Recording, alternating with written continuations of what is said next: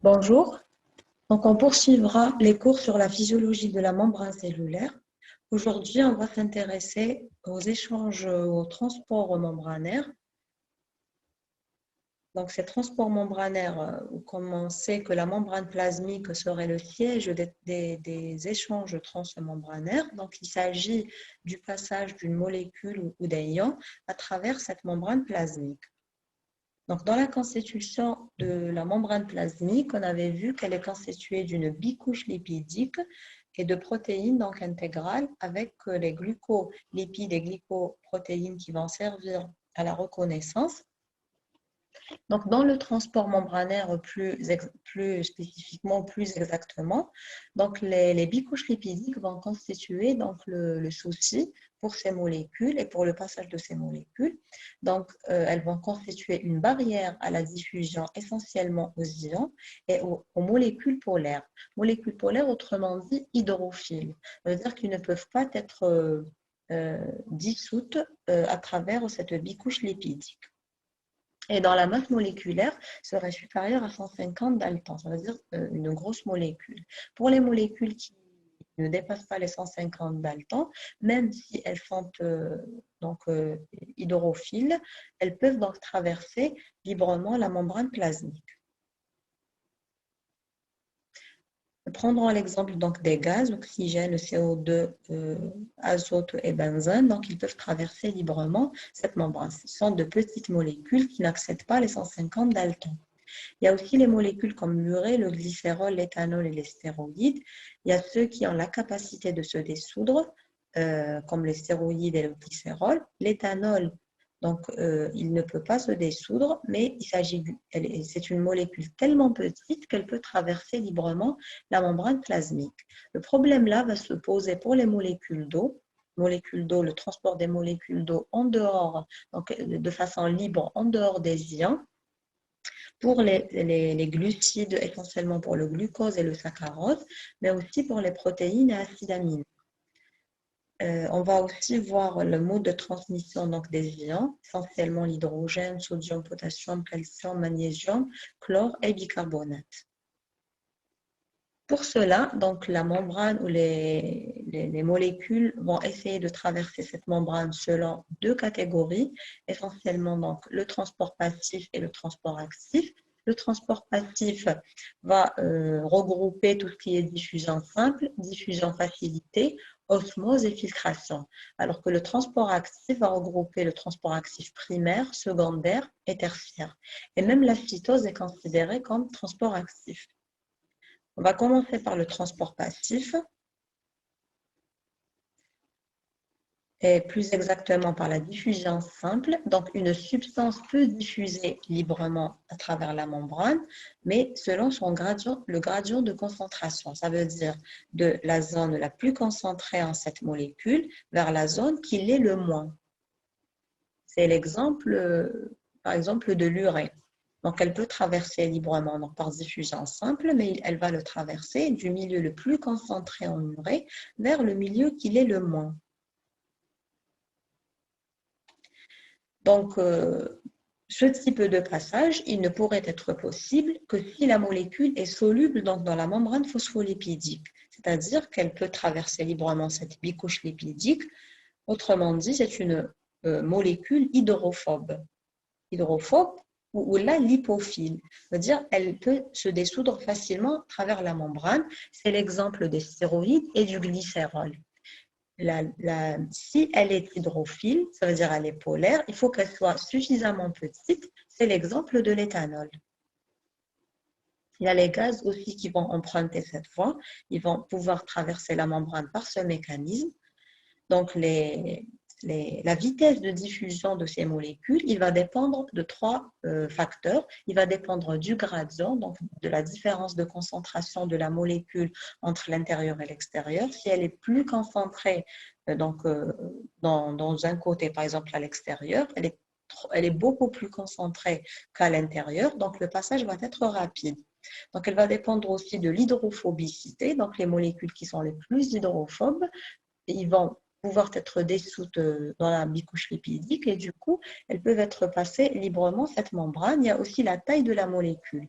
Donc, la taille de la molécule, c'est inversement proportionnel. Si elle est plus petite, elle pourra traverser la membrane. S'il s'agit de grosses molécules, donc ils auront des difficultés à traverser cette membrane plasmique. Ce mécanisme il est relativement lent par rapport à la diffusion facilitée, parce qu'il ne requiert pas donc de protéines porteuses ou de canaux ou autres. Donc, il y a un passage qui va se faire librement à travers cette membrane. Du coup, il est relativement lent. Arrivant à la diffusion facilitée, donc c'est un mode de transport toujours passif, mais qui va solliciter des canaux ou des perméases. Quelles sont les caractéristiques de cette diffusion? Donc, la première caractéristique, c'est la stéréospécificité. Ça veut dire qu'une molécule va pouvoir passer à travers la membrane par un canal ou par une perméase, une protéine porteuse. La stéréospécificité, ça veut dire que le site actif de ce canal ou de cette perméase, elle va pouvoir donc épouser la forme de la molécule, elle pourra la fixer et pour la faire rentrer à l'intérieur de la membrane, plutôt de la cellule, pardon. La deuxième caractéristique, c'est la saturation. Donc, au bout d'un certain temps, il existe un certain nombre de canaux ou de perméases. Une fois que les molécules seront fixées sur ces canaux ou ces perméases, donc il n'y aura plus de place pour la fixation d'autres molécules et du coup, ce transport, il est saturable. Donc, il y aura une saturation, il ne pourra plus avoir un transport d'une molécule à travers cette membrane plasmique. La troisième caractéristique, c'est la compétition. Ça veut dire qu'une seule protéine porteuse peut avoir une affinité à deux molécules, comme par exemple pour le glucose et le galactose. Donc, le premier qui arrivera sur le site de la protéine porteuse, il serait transporté. C'est la compétition. Il y a aussi l'exemple des protéines tunnels. On les appelle aussi conductines, c'est les canaux ioniques qu'on avait vus lors du cours de transmission synaptique. On a vu l'exemple des canaux ioniques voltage dépendants. Donc, ces canaux vont former des pores à travers la membrane et ils vont permettre le passage de molécules, mais sans changement de forme. Ils ne vont pas changer de forme, donc ils peuvent faire passer les molécules d'un côté de la membrane à l'autre par une simple ouverture de ces canaux. Donc, c'est des canaux qui sont régulés, ça veut dire qu'ils ont la capacité de se fermer. C'est l'exemple des canaux ioniques voltage dépendants. Lors du repos, un neurone qui est au repos, les canaux voltage sont fermés. Quand la stimulation va arriver, donc ils vont pouvoir être ouverts. Donc, ils sont très spécifiques, ça veut dire qu'ils ne laissent passer qu'une ou quelque sorte de molécule et pas d'autres. On avait vu que les canaux voltage sodique dépendants ne laissent passer que du sodium, les potassiques ne laissent passer que du potassium. La même chose pour le calcium. Et c'est un transport qui est extrêmement rapide quand la stimulation va venir. Donc, il y aurait ouverture de ces canaux et il y aurait un passage massif. Donc, une grande quantité va passer à travers ces canaux. Donc, c'est un transport extrêmement rapide. Il y a aussi l'exemple des transporteurs ligands dépendants qui sont présents, c'est les récepteurs qui sont présents sur l'élément postsynaptique, qui vont reconnaître le messager comme pour l'acétylcholine et qui vont pouvoir donc créer un potentiel postsynaptique par la fixation de ce ligand qui est l'acétylcholine à ce récepteur ou à cette protéine transporteuse. Il y a aussi l'exemple des transporteurs ou des protéines porteuses, autrement dit perméases. Ceux-ci vont changer de forme pour faire déplacer les molécules d'un côté à l'autre de la membrane. Donc voilà, la molécule va se fixer d'un côté de la membrane, par exemple là de l'extérieur, on va la faire rentrer, elle va se fixer sur ce site actif.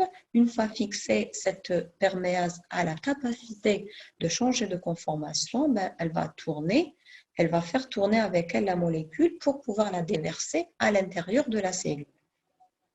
Et tout ça ne requiert pas d'énergie. C'est-à-dire qu'elle a la capacité de changer de forme, mais elle n'a pas besoin d'énergie pour le faire.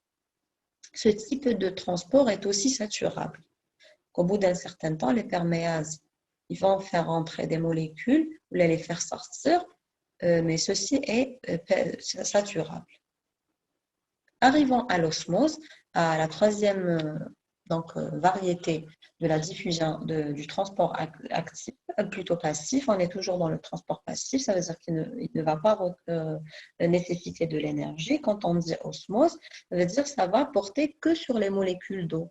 On aura affaire à transporter des molécules d'eau par ce phénomène d'osmose.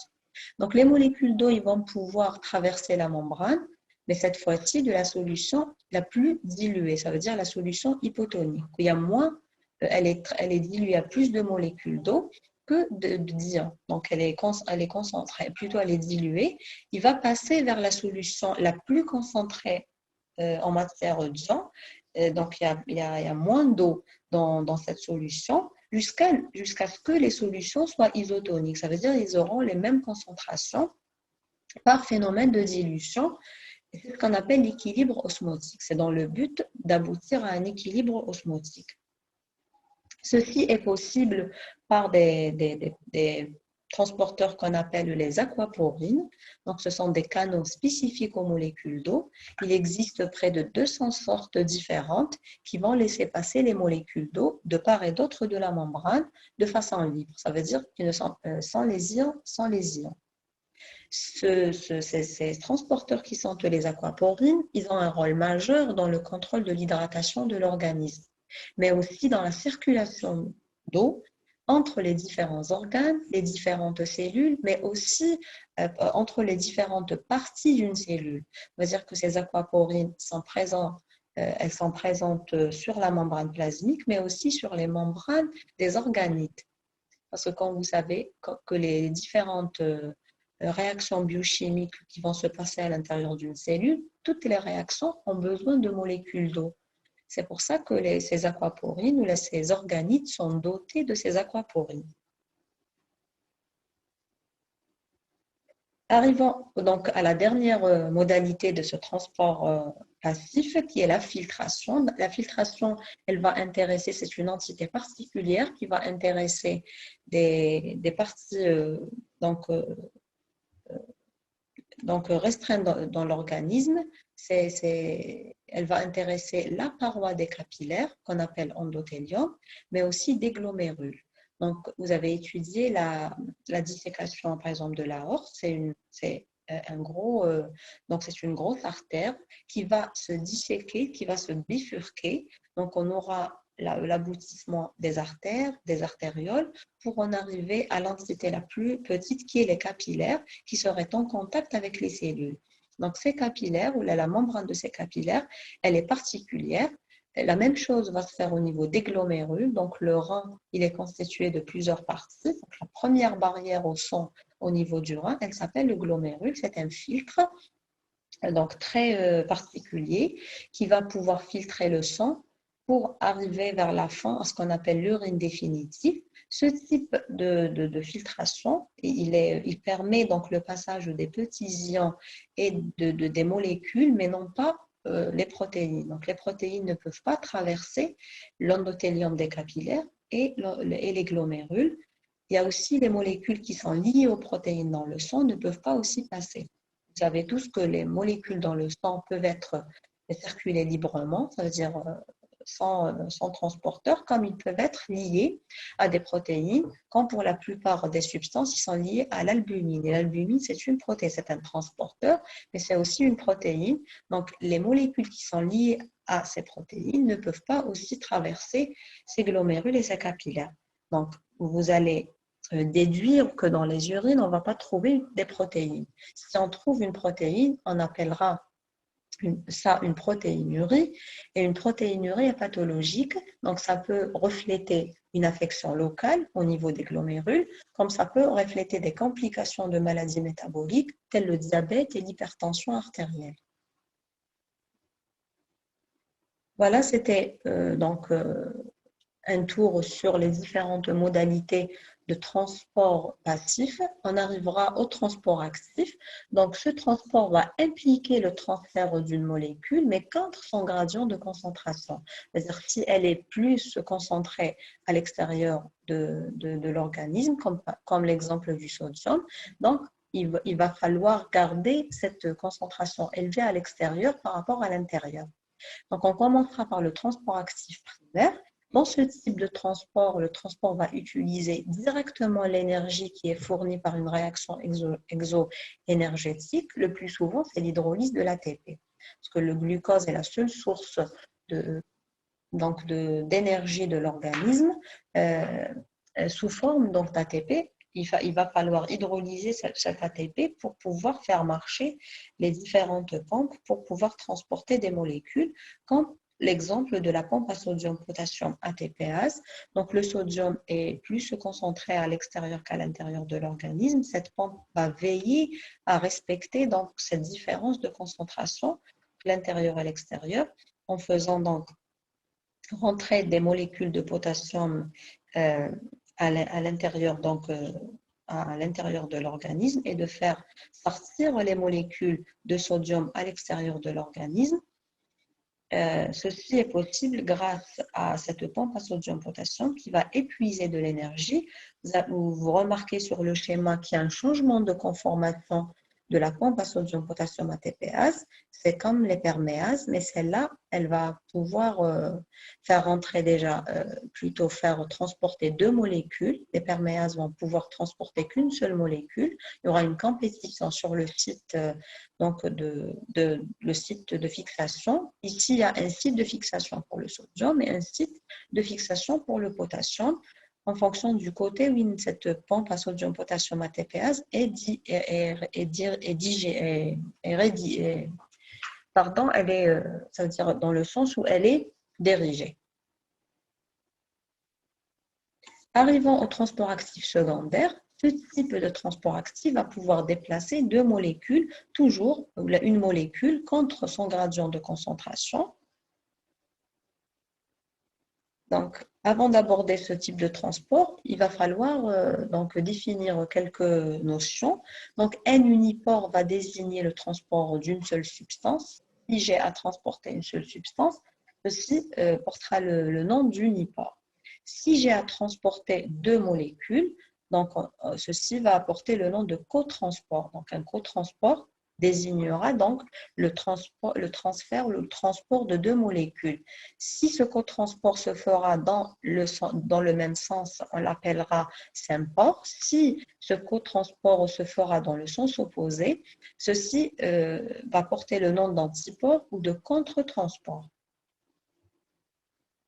Donc, dans le transport actif secondaire, on aura à transporter deux molécules.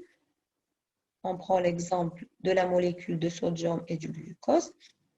Là, il s'agit d'une cellule particulière qui est la cellule de l'épithélium intestinal. Vous savez tous que la nourriture, une fois dans la bouche, elle va être mastiquée, elle va être hydratée par la salive, puis il y aura donc, on va avaler ce bol alimentaire qui va être transporté jusqu'au niveau de l'estomac par l'œsophage.